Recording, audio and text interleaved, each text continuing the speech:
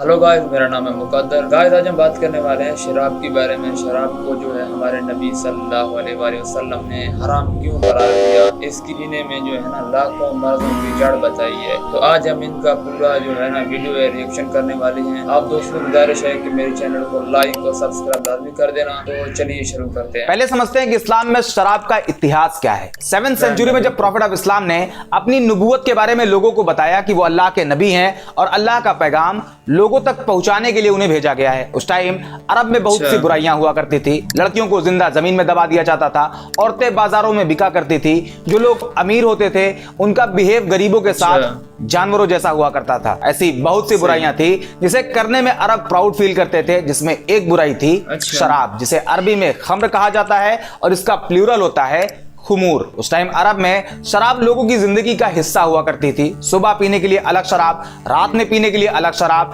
मेहमानों के लिए अलग शराब, मतलब शराब की बहुत सी कैटेगरी भी हुआ करती थी। प्रॉफिट ऑफ इस्लाम अल्लाह के पैगाम को लोगों तक पहुंचाना शुरू करते हैं और धीरे धीरे लोग इस्लाम की तरफ आते हैं, मुसलमान होने लगते हैं। लोग मुसलमान तो हो जाते लेकिन शराब भी पीते, क्योंकि अब तक शराब के हराम होने की कोई बात उन्हें नहीं बताई गई थी, क्योंकि शराब उनके लिए उनकी जिंदगी का एक हिस्सा थी। लेकिन इसी बीच कुरान चैप्टर 2 वर्स 219 लोगों को बताई जाती है, जिसमें कहा गया है, ऐ नबी, ये आपसे जुए और शराब के बारे में पूछते हैं, कह दीजिए इन दोनों के अंदर बड़े गुनाह हैं। कुछ लोगों के लिए कुछ फायदे भी हैं, लेकिन बुराई फायदे से ज्यादा है। इस टाइम तक शराब को लेकर उसकी बुराई के बारे में तो बताया गया, लेकिन अभी भी शराब हराम नहीं है। जैसा भी आपको बताया, शराब अरब के लिए उनकी जिंदगी का हिस्सा थी। ऐसे में डायरेक्ट शराब को पूरी तरह से बंद कर देना सही ना होता। कुरान के चैप्टर 2 वर्स 219 को याद रखना।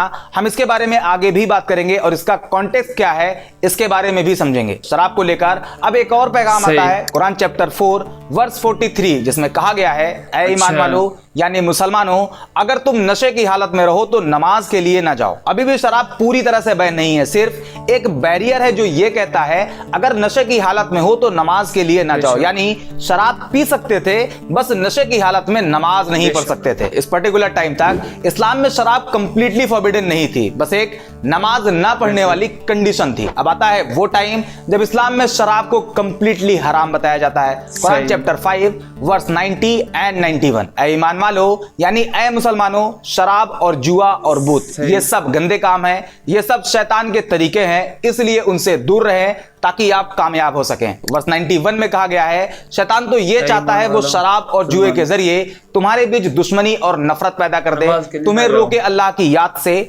नमाज से, तो इसे छोड़ते हो या नहीं। ये सुनने के बाद उस टाइम के जो मुसलमान थे उन्होंने शराब पीना बंद कर दिया। यहां तक बताया जाता है कि जब लोगों ने ये सुना कि शराब हराम हो गई है तो जिसके घर में शराब थी उसने उसे फेंक दिया, जिसके हाथ में शराब थी उसने उसे वहीं रख दिया, जिसके मुंह में शराब थी उसने थूक दिया, और जो शराब पी चुका था वो उसके पेट में जा चुकी थी, उसने ये सोचकर उल्टी कर दी कि हो सकता है शराब हराम होने का हुक्म पहले आ चुका हो और मुझे बाद में पता चला हो, तब तक मैंने शराब पी ली हो। और इसी के बाद इस्लाम में शराब को हराम बता दिया गया, यानी अब कोई भी मुसलमान शराब नहीं पी सकता है। लेकिन अभी भी एक चीज थी जो पी जा रही थी। प्रॉफिट ऑफ इस्लाम के टाइम में भी उसे पिया गया, फर्स्ट कैलिफ अबू बकर के टाइम पर भी उसे पिया गया, लेकिन अब आता है सेकंड कैलिफ हजरत उमर का टाइम। इस्लामिक सोल्जर्स जब जंग के लिए निकलते तो उस टाइम पानी की कमी होती थी। ऐसे में उन्हें एनर्जी मिल सके उसके लिए एक चीज पिलाई जाती थी जिसे अरबी में नबीद यानी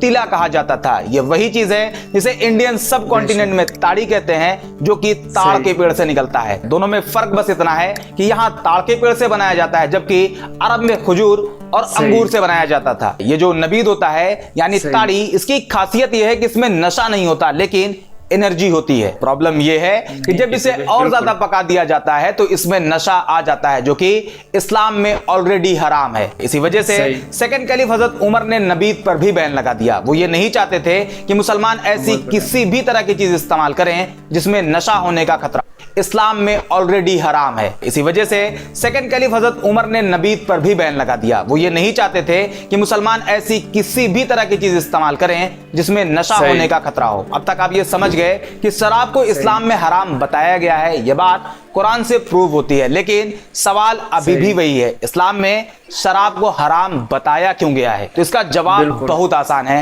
इस्लाम में कहा गया है शराब सभी बुराइयों की मां है। अब इसका क्या मतलब है? आपको एक चीज याद रखने के लिए कहा था, कुरान चैप्टर 2 वर्स 291, जिसमें कहा गया है शराब में फायदे से ज्यादा नुकसान है। कैसे? आइए समझते हैं। पहले बात करते हैं इससे होने वाले नुकसान के बारे में। Number 1, health implication. शराब पीने की वजह से कई तरह की खतरनाक बीमारी होने का खतरा कई गुना बढ़ जाता है, जैसे कि लीवर डिजीज जिसमें फैटी लीवर, एल्कोहलिक हेपेटाइटिस जैसी बीमारी, कैंसर जिसमें mouth cancer, liver cancer, breast cancer का खतरा, कार्डियोवैस्कुलर डिजीज,